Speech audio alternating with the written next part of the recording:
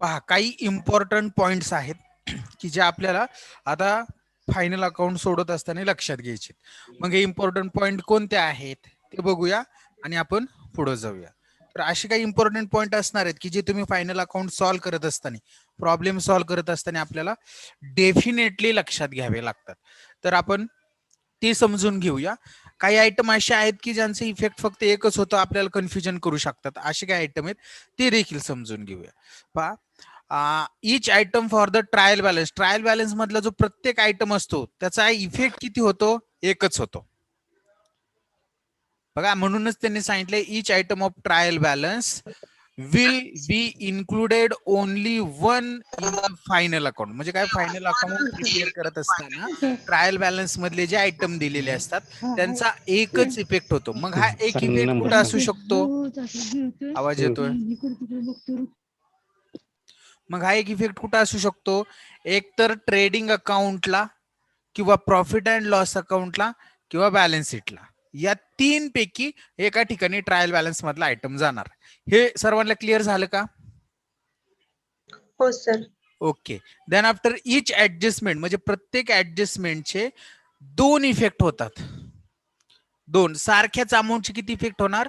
दोन इफेक्ट होणार. हे जनरली आपल्याला माहिती आहे, तरी सुद्धा मी तुमच्या काय करतोय, लक्षात आणून देतो आहे की प्रत्येक ऍडजस्टमेंटचे किती इफेक्ट होणार? दोन इफेक्ट होणार.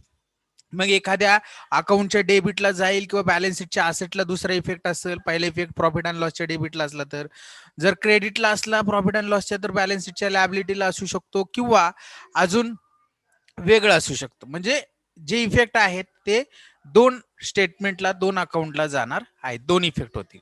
त्याच्यानंतर debit balance of trial balance. आता पहा, ट्रायल बॅलन्सचे सगळे डेबिट बॅलन्स जे असणार आहेत will be appear in the debit side. म्हणजे ट्रायल बॅलन्सच्या डेबिट बॅलन्स असणारे सगळे आयटम हे एकतर डेबिट साइडला जाणार ट्रेडिंग अकाउंटच्या, किंवा प्रॉफिट अँड लॉसच्या कुठं जाणार? डेबिट साइडला. ट्रेडिंग किंवा प्रॉफिट अँड लॉसच्या डेबिटला जाणार, किंवा कुठे जाणार? बॅलन्स शीटच्या असेट साइडला. आता कसं असतं ते सांगतो मी तुम्हाला. याच्या आधी सांगितलं होतं की ट्रायल बॅलन्स कसा या फॉर्मॅटमध्ये असतो. एक तर व्हर्टिकल असेल किंवा टी शेप मध्ये असतो. हा आपला ट्रायल बॅलन्स आहे असं आपण समजूया. हा आपला ट्रायल बॅलन्स आहे. थोडस समजून घेण्याचा प्रयत्न करायचा. हे असणार आहे तुमचे डेबिट बॅलन्स आणि हे असणार आहेत क्रेडिट बॅलन्सचा कॉलम. बरोबर. आता डेबिट बॅलन्सेस कशा कशाचे असतात तो सांगा बरं मला. Expenses and losses. Very good. कोणीतरी उत्तर अगदी बरोबर सांगितलं की जेवढे काही एक्सपेन्सेस असतील आपल्याकडं, म्हणजे उदाहरणार्थ सॅलरी असेल, बरोबर ना, वेजेस असेल, रेंट रेंट असेल, कॅरेज इनवर्ड. परचेस सुद्धा असेल, बरोबर ना, परचेस असेल, कुणी कॅरेज इनवर्ड सांगितलं, हे एक्सपेन्सेस आहेत. यांचे बॅलन्स काय आहेत? डेबिट आहेत. म्हणजे आपण ते कुठे लिहिणार? डेबिट कॉलम मध्ये ते शो झालेले असतात. डेबिट कॉलम मध्ये ते शो झाले. डबल आवाज येतोय माझा. कुठं? डेबिट कॉलम मध्ये ते शो झालेले असणार आहेत. जर समजा असेट असतील, असेट कोणते आहेत? Machinery, furniture. मशिनरी, त्याच्यानंतर furniture, goods, building, land, land, goodwill. Machinery, building, building, बरोबर. त्याच्यानंतर लँड, बरोबर. हे सगळं सांगितलं तुम्ही. तर एवढेच बस, मला समजून सांगायचंय. तर यांचा सुद्धा बॅलन्स काय असतो? या ॲसेटचा सुद्धा डेबिट बॅलन्स. डेबिट. आणि हा एक्सपेन्सेसचा बॅलन्स सुद्धा काय असणार आहे? Debit, debit balance. डेबिटच असणार आहे, बरोबर. तर हे डेबिट बॅलन्सेस सुद्धा आपण हे ट्रायल बॅलन्स मध्ये कोणत्या कॉलम मध्ये दिसत असतील आपल्याला? डेबिट कॉलम मध्ये. डेबिट कॉलम मध्येच दिसत असणार आहेत. ओके. आता पुढे जाऊया, थोडस क्रेडिट बॅलन्सच्या बाबतीत समजून घेऊया. क्रेडिट बॅलन्स कशाचे असतात? Incomes and income and gains. Gain, income income म्हणजे काय थोडक्यात या ठिकाणी इन्कम म्हणजे काय आपण म्हणणार सेल्स. इन्कम म्हणजे काय आपण म्हणणार सेल्स. सर आवाज डबल डबल येतो. हो कोणाच तरी माईक चालू झाला की आवाज डबल येतो. सेल्स त्याच्यानंतर अजून इन्कम काय कॅपिटल. इंटरेस्ट ऑन कॅपिटल हा पार्टनरशिप फर्मच्या दृष्टिकोनातून इन्कम नसतो पार्टनरच्या असतो. म्हणजे आपण Commission. हा commission received. Very good. Commission received असेल. डिस्काउंट रिसिव्ड सुद्धा इन्कम आहे. Discount received. इन्कमचा बॅलन्स कोणता असतो डेबिट का क्रेडिट? क्रेडिट. क्रेडिट. म्हणजे यांच्या अमाऊंट आपल्याला कुठे दिसतील ट्रायल बॅलन्स मध्ये? क्रेडिट. क्रेडिट साइडला. Very good. तसंच लॅबिलिटीचा बॅलन्स सुद्धा क्रेडिट असतो. मग लॅबिलिटी कोणत्यात बघा? कॅपिटल, त्याच्यानंतर creditors, bank loan, bank overdraft. Outstanding wedges. Very good. Outstanding wedges. तर ह्या सगळ्या काय आहेत? लॅबिलिटीत. आणि लॅबिलिटीचा बॅलन्स काय असतो? क्रेडिट असतो. क्रेडिट असतो. Very good. म्हणजे काय, ज्याचा बॅलन्स क्रेडिट असतो ते क्रेडिट कॉलम मध्ये दाखवलेले असतील आपल्याला ट्रायल बॅलन्स मध्ये. इथपर्यंत क्लिअर आहे का सर्वांना? मी जे 4 सांगितलं, आता हा जो गठ्ठा सांगितला, हा जो बॉक्स सांगितलं होतं मी, या बॉक्स मध्ये हे आपले एक्सपेन्सेस आहेत, हे आपले असेट आहेत. आता हे तुम्हाला मिक्स दिलेलं असेल, असं निवडून दिलेलं नसणार आहे बरं का. कोणता आयटम कुठेही असू शकतो. त्याच्यानंतर या सगळ्या तुमच्या इन्कम आहे, इन्कम. आणि ही आहेत लॅबिलिटी. इथपर्यंत क्लिअर आहे का सर्वांना? Okay okay okay.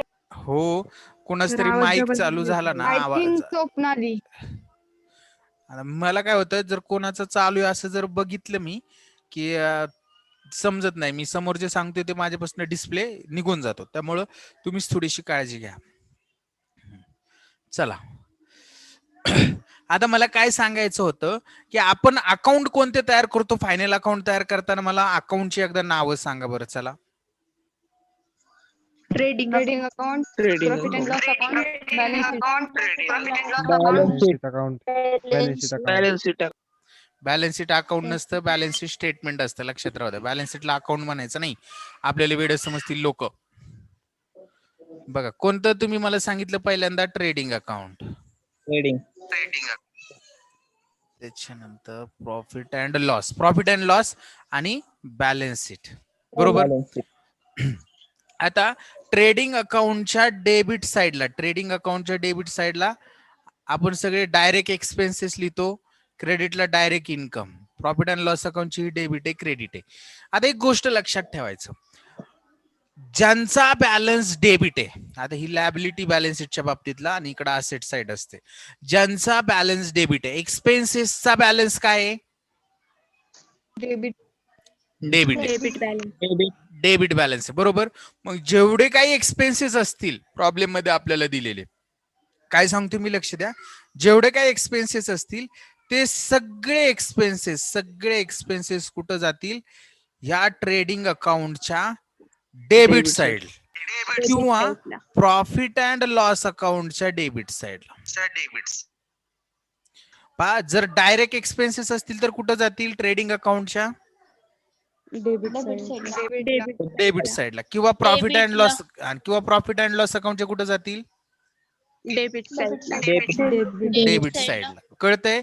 Expenses TD आणि पीडी. टीडी म्हणजे काय? Trading account debit side. आणि पीडी म्हणजे काय? Profit and loss account debit side. जर समजा असेट असतील, असेट, तर असेटचा बॅलन्स देखील काय असतो? डेबिटच बॅलन्स असतो. बरोबर. जर असेट असतील आपल्याला तर ते असेट कुठे जातील? बॅलन्स शीटच्या ऍसेट साइडला. म्हणजे आता एक गोष्ट लक्षात ठेवायचं, मी काय सांगतोय ते खूप महत्वाचं आहे. डेबिट बॅलन्स असलेले जेवढे काही आयटम ट्रायल बॅलन्स मध्ये दिलेले असतील, काय डेबिट बॅलन्स असलेले जेवढे आयटम ट्रायल बॅलन्स मध्ये दिलेले असतील तर एक ते एक तर कुठं ट्रेडिंग अकाउंट डेबिट साइड म्हणजे कुठं टी डी, दुसरं profit and loss account debit side म्हणजे काय पी डी, आणि तिसरं बॅलन्स शीटच्या कुठं Asset side. म्हणजे काय बी ए. ह्या तीनच ठिकाणी जातील फक्त सेल्स रिटर्न सोडून. फक्त काय सेल्स रिटर्नचा डेबिट बॅलन्स असतो तो सोडून फक्त. कळलं का सर्वांना? हो सर. ओके, हे क्लिअर झालं ना डेबिट बॅलन्सेसचं, की एकतर ट्रेडिंगच्या डेबिटला, प्रॉफिट अँड लॉसच्या डेबिटला किंवा बॅलन्स शीटच्या असेटला. हे क्लिअर झालं का? हो sir. Yes, sir. Okay okay, आता पुढे जाऊया. आता इन्कमचा बॅलन्स कोणता असतो? इन्कमचा Credit balance. क्रेडिट. एक तर इन्कम असेल आपला, डायरेक्ट इन्कम असेल, उदाहरणार्थ सेल्स आहे असं समजू, तर सेल्स डायरेक्ट इन्कम आहे, तो जाणार ट्रेडिंग अकाउंटच्या क्रेडिट साइडला. किंवा इनडायरेक्ट इन्कम, जर कमिशन हा इनडायरेक्ट इन्कम आहे तर कमिशन जाणार आपला प्रॉफिट अँड लॉस अकाउंटच्या कुठं Credit side. Credit side. Credit side ला. क्रेडिट साइडला. म्हणजे जर क्रेडिट बॅलन्स असतील, एकच मिनिट, जर क्रेडिट बॅलन्स असतील तुमचे ट्रायल बॅलन्स मधले जेवढे काय ह्या क्रेडिट मधल्या अमाऊंट आहेत, ह्या क्रेडिट मधल्या अमाऊंट ह्या एकतर ट्रेडिंग अकाउंटच्या क्रेडिट साइडला किंवा प्रॉफिट अँड लॉस अकाउंटच्या क्रेडिट साइडला किंवा लॅबिलिटी जर असतील. आता लॅबिलिटीच्या बाबतीत येऊया. लॅबिलिटीचा जर बॅलन्स काय असतो क्रेडिटच असतो, बरोबर ना? हो सर. Yes, sir. तर हो, sir. लॅबिलिटी असतील तर लॅबिलिटी कुठं जातील? बॅलन्स शीटच्या Liability side. लॅबिलिटी साइडला जातील. कुठे जातील? बॅलन्स शीटच्या लॅबिलिटी. म्हणजेच काय, मी आता काय सांगतोय ते लक्षात घ्यायचं. म्हणजेच काय, क्रेडिट बॅलन्स असलेले आयटम जे आहेत ट्रायल बॅलन्स मध्ये, एक तर ट्रेडिंगच्या क्रेडिटला, प्रॉफिट अँड लॉसच्या डेबिटला, सॉरी प्रॉफिट अँड लॉसच्या क्रेडिटला किंवा बॅलन्स शीटच्या कुठं Liability side. Liability side. म्हणजे एक गोष्ट लक्षात ठेवायची, अजिबात विसरायचं नाही. जे डेबिट बॅलन्सेस असणार आहे, जे डेबिट बॅलन्सेस हे एकतर TD trading account debit side, profit and loss account debit side PD, किंवा बॅलन्स शीट असेट साइड म्हणजे बीए. बीए कोणत्या? या कॉलम मध्ये जेवढ्या अमाऊंट असतील त्या. क्लिअर का सर्वांना ही पहिली गोष्ट? ओके. Yes, sir. आता हा जो कॉलम आहे क्रेडिट कॉलम मध्ये ज्या अमाऊंट असणार आहेत, एक तर त्या ट्रेडिंग अकाउंटच्या कुठं क्रेडिट साइड म्हणजेच काय टीसी, त्याच्यानंतर प्रॉफिट अँड लॉस अकाउंटच्या कुठं क्रेडिट साइड म्हणजेच काय पीसी, PC. आणि बॅलन्स शीटच्या कुठं लॅबिलिटी साइड. Liability side ला. लॅबिलिटी, सर डबल आवाज येते तुमचा. हो, बॅलन्स शीटच्या लॅबिलिटी साइडला म्हणजेच कुठं बीएल ला. तर हे त्याची इफेक्ट असणार आहेत. हे सर्वांना क्लिअर झालं का? हो sir. Yes, sir. Okay okay okay. चला आता पुढे आपल्याला याच्यामध्ये त्यांनी काय सांगितलंय प्रॉब्लेम मध्ये ते जरा असं समजू, म्हणजे थेअरी मध्ये काय सांगितलंय ते जरा असं समजून घेऊया. ओके, बघा त्यांनी काय सांगितलं होतं की debit balance of trial balance कुठं जाणार? डेबिट साइडला जाणार, एक तर ट्रेडिंग अकाउंटच्या किंवा प्रॉफिट अँड लॉस अकाउंटच्या आणि बॅलन्स शीटच्या असेटला. तेच आपण लिहून घेतलं, टीडी पीडी आणि बॅलन्स शीटच्या असेट साइडला. मग या ठिकाणी क्रेडिट बॅलन्स जर असतील ट्रायल बॅलन्स मधले तर कुठं जातील? आता तुम्ही सांगायचं मला, आताच मी सांगितलं. प्रॉफिट अँड लॉस अकाउंटच्या क्रेडिट साईडला, ट्रेडिंग अकाउंटच्या क्रेडिट साईडला आणि लायबिलिटीला. बरोबर, प्रॉफिट अँड लॉस अकाउंटच्या क्रेडिट साइडला, ट्रेडिंग अकाउंटच्या क्रेडिट साइडला आणि बॅलन्स शीटच्या कुठं लायबिलिटीला. Liability ला. लॅबिलिटी साइडला जाणार आहेत. क्लिअर का सर्वांना हे सुद्धा? हो सर. ओके. आता पहा, if salary and wages are given as a separate items, म्हणजे सॅलरी आणि वेजेस नावाचा आयटम जे आहेत ते सेपरेट दिलेले असतील. म्हणजे सॅलरी दिलेले आपल्याला सेपरेट, तर सॅलरी कुठं लिहितो आपण? Profit and loss side ला. प्रॉफिट अँड लॉस अकाउंटचे कुठे लिहिणार आपण? डेबिट साइडला Debit लिहिणार. side ला.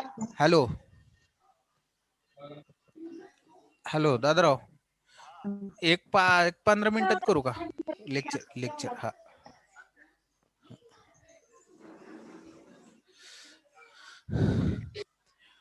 सॅलरी असेल तर प्रॉफिट अँड लॉसच्या डेबिटला, वेजेस असेल तर कुठं ट्रेडिंग अकाउंटच्या ट्रेडिंग अकाउंटच्या Debit डेबिटला. side. डेबिट साइडला. Very good. आणि जर समजा वेजेस अँड सॅलरी दिलेलं असेल, काय वेजेस अँड सॅलरी दिलेलं असेल तर ट्रेडिंग ट्रेडिंग अकाउंट अकाउंटच्या डेबिटला. ट्रेडिंग अकाउंटच्या डेबिटला, म्हणजे सुरुवातीला वेजेस असेल तर ट्रेडिंगच्या डेबिटला, आणि सॅलरी अँड वेजेस एकत्र दिलेला असेल, सॅलरी अँड वेजेस सुरुवातीला सॅलरी दिले, प्रॉफिट अँड लॉस लॉसच्या डेबिटला. प्रॉफिट अँड लॉस अकाउंटच्या डेबिटला. क्लिअर. याच्यामध्ये एवढंच सांगितले, बाकी काही सांगितलेलं नाही. पुढे जाऊया. पुढे बघा, if trial balance content only trade expenses, trial balance मध्ये फक्त ट्रेड एक्सपेन्सेस नावाचा शब्द जर असेल तर ते ट्रेड एक्सपेन्सेस आपण प्रॉफिट अँड लॉस अकाउंटच्या डेबिट साइडला लिहिणार. लक्षात राहू द्या, काय सांगतोय मी, हा आयटम तुम्हाला फसवणार आहे. का सांगितले त्यांनी? कारण की फसवणारे म्हणूनच त्यांनी दिलेले.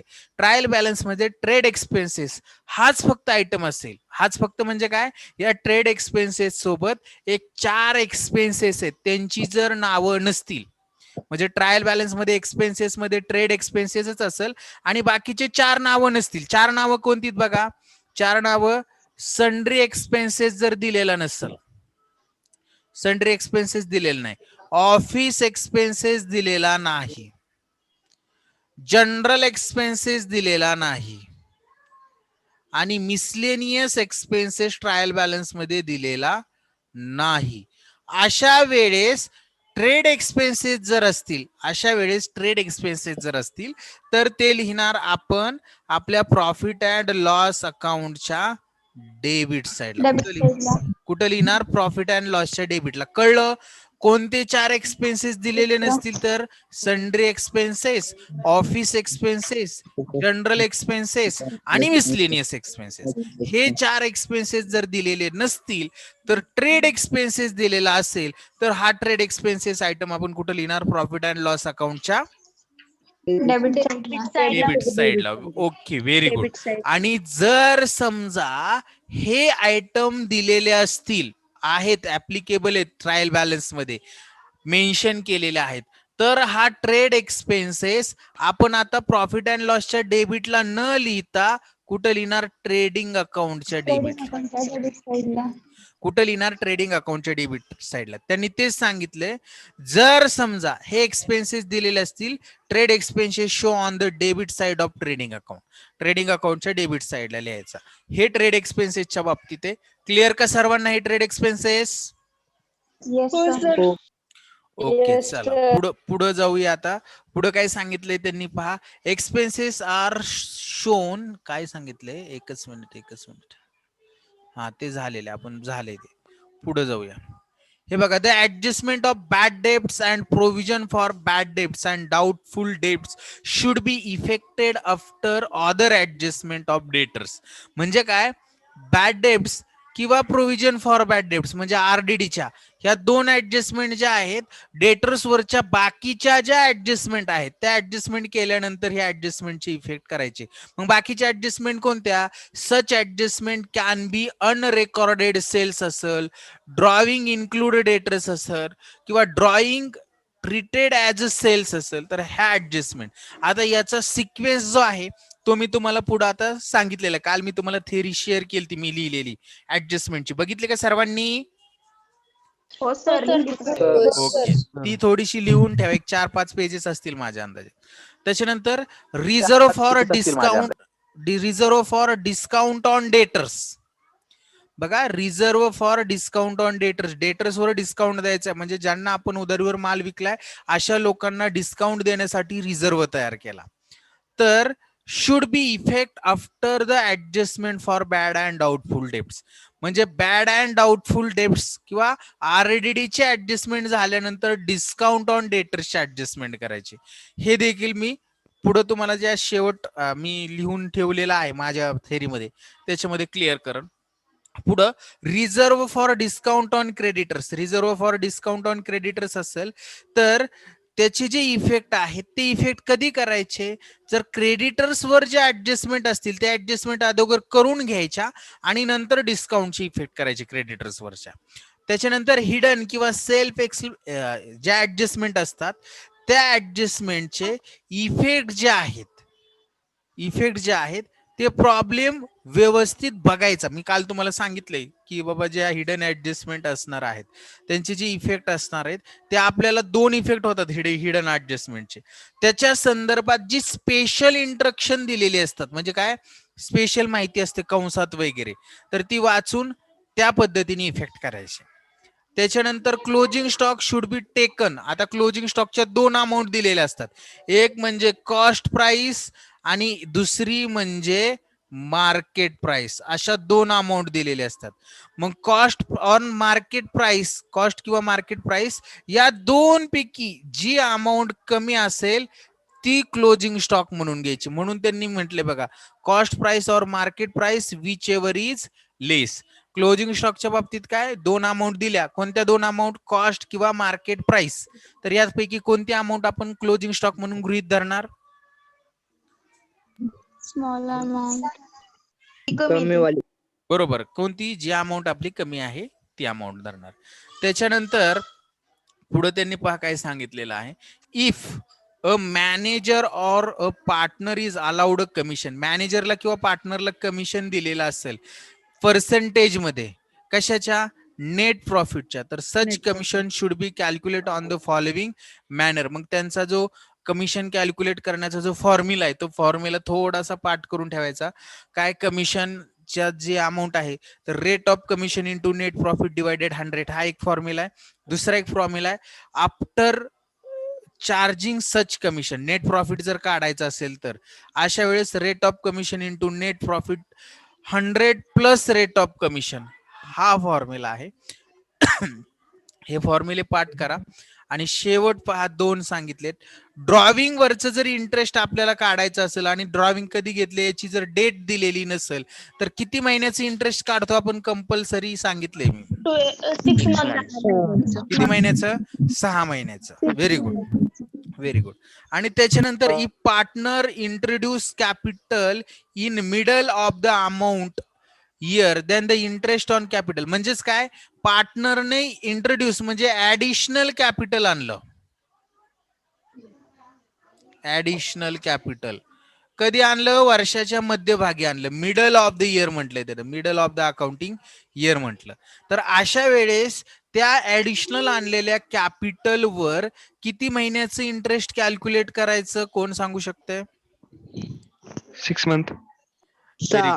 हो बरोबर. किती महिन्याचं? 6 महिन्याचं इंटरेस्ट काय करायचं, कॅपिटल चार्ज करायचं. तर ह्या महत्वाच्या टर्म होत्या त्या आपण समजून घेतल्या. आता थोडस मी फास्ट घेतोय कारण की आता हे सोपं राहिलेलं आहे सगळं आणि नंतर मी दिलेल्या ऍडजस्टमेंट कडे आपल्याला जायचंय.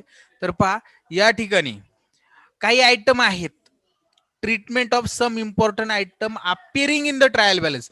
म्हणजे काही आयटम ट्रायल बॅलन्सला दिलेले असतील आणि आपल्याला वाटतं की ऍडजस्टमेंट आहे. ट्रायल बॅलन्सला जर तो आयटम असेल, उदाहरणार्थ आउटस्टँडिंग एक्सपेन्सेस, आपल्याला लगेच कळतं आउटस्टँडिंग एक्सपेन्सेस म्हटलं की बाबा त्या एक्सपेन्सेस मध्ये ऍड करायचं आणि बॅलन्स शीटच्या लायबिलिटी लिहायचं. असं होतं का? जर ट्रायल बॅलन्सला असतील तर ट्रायल बॅलन्सच्या आयटमचा आपण किती इफेक्ट करतो, कोण सांगतंय? एकच इफेक्ट करतो, एकच इफेक्ट करतो. म्हणजे ट्रायल बॅलन्सला जे आयटम असतील त्याचा एकच इफेक्ट करणार आपण.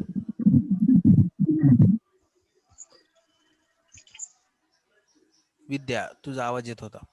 त्याच्यानंतर आता सॉरी, एनी आउटस्टँडिंग एक्सपेन्सेस जर ट्रायल बॅलन्सला दिलेला असेल, आउटस्टँडिंग सॅलरी वगैरे, तर तो बॅलन्स शीटच्या लॅबिलिटी साईडला लिहायचा. कुठं लिहायचा? बॅलन्स शीटच्या लॅबिलिटी साईडला. प्रीपेड एक्सपेन्सेस असेल तर त्याचा एकच इफेक्ट कुठं? बॅलन्स शीटच्या asset side. Any outstanding income असेल तर असेट साईडला. आणि इन्कम रिसिव्ड इन ऍडव्हान्स असेल तर रिसिव्ड इन ऍडव्हान्स असेल तर कुठं लिहिणार?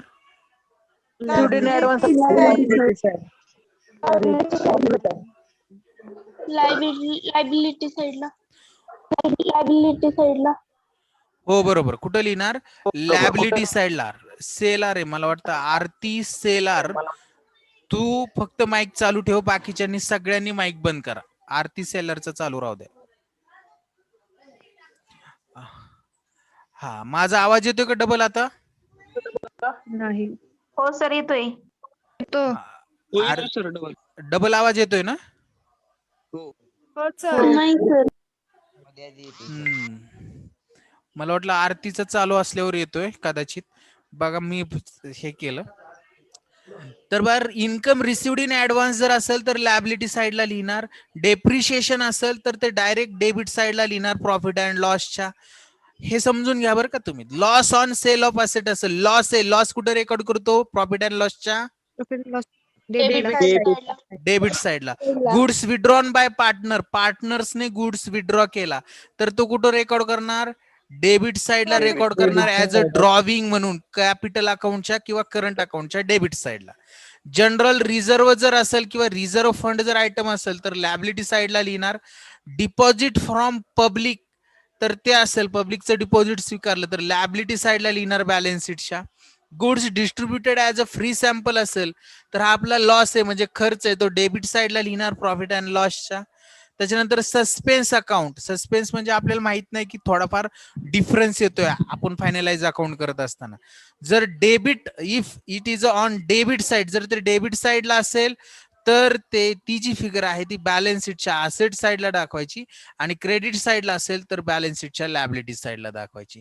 आणि bank collection from bills of bills हे जर असेल तर असेट साइडला दाखवायचं बॅलन्स शीटच्या. तर अशा प्रकारचे इम्पॉर्टंट पॉइंट्स होते काही थोडेफार, ते आपण समजून घेतले. आता आपल्याला आपल्या मी दिलेल्या ऍडजस्टमेंट कडे थोडस लक्ष देऊया आपण आणि समजून घेण्याचा प्रयत्न करू. एक 7-8 पेजेस आहेत. हे सोपं आहे, जास्त अवघड नाही. आता ही रिव्हिजन आहे असं समजायचं. पहिली ऍडजस्टमेंट जी आहे ती इंटरेस्ट ऑन कॅपिटलची आहे. Interest on capital. फर्मच्या दृष्टिकोनातून इंटरेस्ट ऑन कॅपिटल काय असेल? लॉस. लॉस. बरोबर. लॉस कुठं लिहिणार? प्रॉफिट अँड लॉसच्या डेबिट साइडला.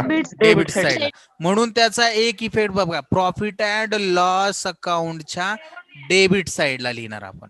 आणि पार्टनरच्या दृष्टिकोनातून इंटरेस्ट त्यांना भेटणारे कॅपिटलवर म्हणजे त्यांचा काय असेल? Income, expenses. इन्कम. आणि जर इन्कम असेल पार्टनरच्या दृष्टिकोनातून तर तो पार्टनर्स कॅपिटलच्या कुठं लिहिणार किंवा पार्टनर्स करंट अकाउंटच्या क्रेडिट साइडला. Credit side. हे माहिती आपल्याला. हे क्लिअर का सर्वांना? हो सर. ओके. त्याच्यानंतर इंटरेस्ट ऑन ड्रॉविंगच्या बाबतीत बघा. इंटरेस्ट ऑन ड्रॉविंग म्हणजे काय की बाबा पार्टनरने वैयक्तिक वापरासाठी म्हणजे पर्सनल यूज साठी फर्म कडून गुड्स, कॅश और असेट जर विड्रॉ केली फर्म कडून तर त्याला ड्रॉइंग म्हणतो. आणि जेवढ्या किमतीची ती असेट, गुड्स किंवा कॅश असेल त्याच्यावर फर्म इंटरेस्ट चार्ज करते. म्हणजे ही इंटरेस्टची म्हणजे ही व्याजाची अमाऊंट पार्टनरला फर्मला द्यावी लागते. फर्मला द्यावी लागते म्हणजे पार्टनरच्या दृष्टिकोनातून हा इन्कम आहे का एक्सपेन्सेस आहे? द्यावं लागते पार्टनरला. एक्सपेन्सेस आहे. म्हणजे पार्टनर्स कॅपिटल अकाउंटच्या कुठं लिहिणार आपण? पार्टनर्स कॅपिटल किंवा करंट अकाउंटच्या डेबिट साइड. डेबिटला लिहिणार. आणि ड्रॉविंग आहे म्हणजे ड्रॉविंग वरचे इंटरेस्ट आहे हे पार्टनरला आपलं फर्मला भेटणार आहे. फर्म कुठं लिहिणार ही मग? Credit side. क्रेडिट साइडला लिहिणार किंवा कुठं लिहिणार? प्रॉफिट अँड लॉसच्या क्रेडिट साइडला लिहिणार. किंवा काय होतं काही वेळेस काय होतं की हे आपण डायरेक्ट जे हे जे असतं काय म्हणतो आपण त्याला, कॅपिटल असतं, त्या कॅपिटल मधनं बॅलन्स शीटच्या लेस केलं जातं. तर शक्यतो कुठं असतं? हे प्रॉफिट अँड लॉसच्या क्रेडिटला असतं.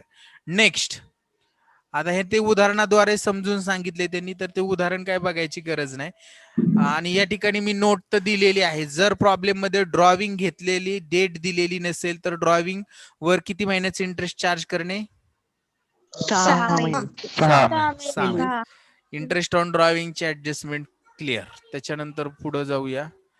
बघा हे काय? सॅलरी कमिशन, सॅलरी और कमिशन टू पार्टनर म्हणजे सॅलरी असेल, कमिशन असेल, अलाउन्स असेल, काही असेल जे पार्टनरला भेटणार आहे. जर पार्टनरला भेटत असेल तर पार्टनरच्या दृष्टिकोनातून तो काय आहे, इन्कम का एक्सपेन्सेस? इन्कम. इन्कम. म्हणजे पार्टनर कॅपिटल अकाउंटच्या कुठं लिहिणार? Credit side. कॅपिटल किंवा करंट अकाउंटच्या कुठं? क्रेडिट साइडला. आणि फर्मच्या दृष्टिकोनातून काय आहे तो? लॉस. लॉस. म्हणजे आपण प्रॉफिट अँड लॉसच्या कुठं लिहिणार ते लॉस आहे म्हटल्यानंतर? डेबिट साइडला. Very good. आता क्लोजिंग स्टॉक. क्लोजिंग स्टॉकच्या बाबतीत बघा, क्लोजिंग स्टॉकचा एक इफेक्ट आपण कुठं लिहितो? ट्रेडिंग अकाउंटच्या क्रेडिट साईड. क्रेडिट साइडला. आणि दुसरा इफेक्ट बॅलन्स शीटच्या ऍसेट साइडला. आणि पहा या ठिकाणी एक नोट दिली, समजा जर प्रॉब्लेम मध्ये किंवा ऍडजस्टमेंट मध्ये क्लोजिंग स्टॉकची कॉस्ट प्राइस व मार्केट प्राइस अशा दोन व्हॅल्यू दिलेल्या असतील तर या दोन पैकी जी अमाऊंट कमी असेल ती क्लोजिंग स्टॉक म्हणून काय करायची? गृहीत धरायचे. हे क्लिअर आहे ना? आताच मी सांगितलं बघा तुम्हाला. हो सर. फॉर एक्झाम्पल त्यांनी दिले stock on 31 March 2019 is valued at cost price 12,000. Cost price 12,000 आहे आणि मार्केट प्राइस 17,000 आहे. कोणती अमाऊंट तुम्ही क्लोजिंग स्टॉक म्हणून घेणार? 12,000.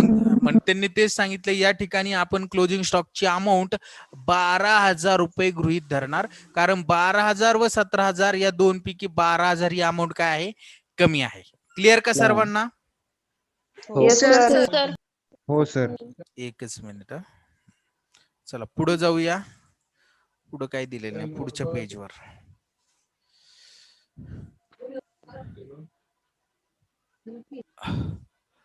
आता काय होतं बघा, काही वेळेस स्टॉक जो आहे ना, stock closing stock was valued at 84,000. It is about 20% of cost. म्हणजे काय, जो स्टॉक आहे क्लोजिंग स्टॉक त्याची व्हॅल्यू जी आहे ना, व्हॅल्यू ती काही टक्के जास्त दाखवलेली असते. म्हणजे त्याची व्हॅल्यू 84,000 दाखवली, पण ही 84 नाही, त्याची जी मूळ प्राइस आहे म्हणजे त्याला आपण कॉस्ट प्राइस म्हणतो, या प्राइस पेक्षा तो 20% जास्त दाखवलेला. या प्राइस पेक्षा 20% जास्त. म्हणजे मला तुम्हाला काय सांगायचं, एक गोष्ट लक्षात घ्या की काय होतं की उदाहरणार्थ मला गीतांजलीने विचारले की सर तुमच्याकडे आता सध्या किती पैसे आहेत? ऍक्च्युली माझ्या खिशात रुपये आहेत फक्त 100 रुपये. किती आहेत? 100. माझ्याकडे किती? 100. पण मी काय सांगतो, शहाणपणा करतो की माझ्याकडे 100 रुपये हे मला सांगायचे नाही, जास्त पैसे दाखवायचे. म्हणून मी काय म्हणणार, मला जर गीतांजलीने विचारलं किती तर मी म्हणन माझ्याकडे 120 रुपये आहेत. किती? 120. म्हणजे जी अमाऊंट माझी 100 आहे त्याच्यापेक्षा मी कितीने जास्त दाखवली ती सांगताना सांगितली? 20 रुपयाने.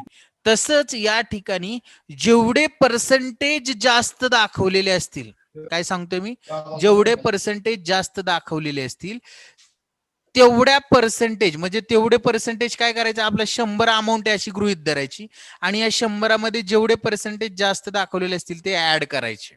ते काय करायचे? ऍड करायचे. म्हणजे किती होतात ते?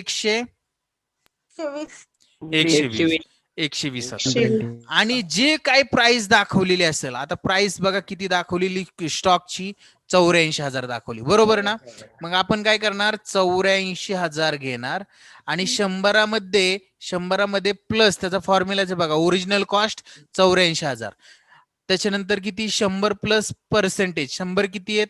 100 आणि पर्सेंटेज किती? 20. म्हणजे किती? 120 गुणले आपल्याला पाहिजे किती? फक्त आपल्याला ऍक्च्युअल अमाऊंट पाहिजे 100 रुपये, म्हणून आपण त्याला गुणुले 100 लिहिणार. जर असं व्हॅल्युएशन केलं तर ते येतं बघा, हा 0 गेला, हा 0 गेला, 12 × 12, 12 × 5 = 60, बरोबर ना? 12 × 72 आणि 12 × 7 = 84. हे झाले 7,000 आणि 7,000 गुणुले 100 जर 100 नाही येते, किती? 100च येतील ना? 700, सॉरी 7,000 नाही, 700 येतील इथे. 7,000 नाही, कारण की हा 0 गेला, हे 2च 0 राहिलेत मधले. 700 गुणुले 100 70,000 रुपये व्हॅल्यू याची. म्हणजेच काय, आपल्याकडे ओरिजिनल कॉस्ट व्हॅल्यू स्टॉक किती होता 70,000, पण आपण 20% जास्त असं भासवलं आणि त्याची किंमत दाखवली 84,000.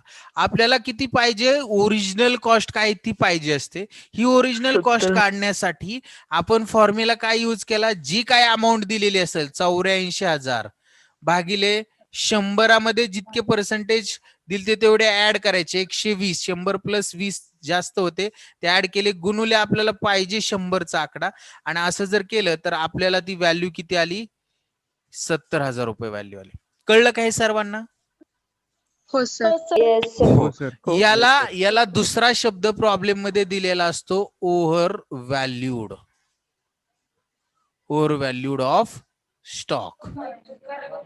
आता मला एक प्रश्न तुम्हाला या ठिकाणी विचारायचा आहे. अगोदर स्टॉक होता 84,000, आता झालाय 70,000. कमी झाला का वाढला? कमी झाला. कमी झाला म्हणजे लॉस झाला. लॉस झाला की आपण स्टॉक मधनं काय करणार, लेस करणार. कितीने लॉस झाला, 14,000ने लॉस झाला. तो स्टॉक मधनं वजा केला, ह्या बॅलन्स शीटच्या असेटला एक इफेक्ट देणार त्याचा, तिथनं वजा करणार, आणि 14,000 लॉस आहेत म्हणलं कुठे दाखवणार, प्रॉफिट अँड लॉसच्या डेबिट साईडला. डेबिट साईडला. तर अशा पद्धतीने हे ओव्हर व्हॅल्युएशन ऑफ स्टॉक आहे ते, हे आपण आता समजलं. आता पुढच्या लेक्चरला आपण पुढच्या ऍडजस्टमेंट समजून घेऊया. आज थांबू, शेवटचा 1 मिनिट राहिलाय. आज शिकवलेले समजले का सर्वांना? हो सर.